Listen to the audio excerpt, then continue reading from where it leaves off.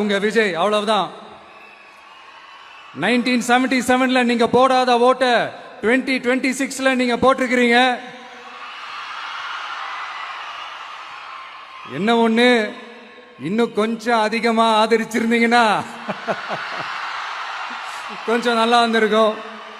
But பரவாயில்ல, ஃபியூச்சர்ல வரப்போற எல்லா தேர்தலையும் உங்களுடைய முழு சப்போர்ட் என்னால வாங்க முடியும்ன்ற அந்த ஒரு நம்பிக்கை இப்போ என் மனசுல ரொம்ப ஆழமா பதிஞ்சிருக்கு.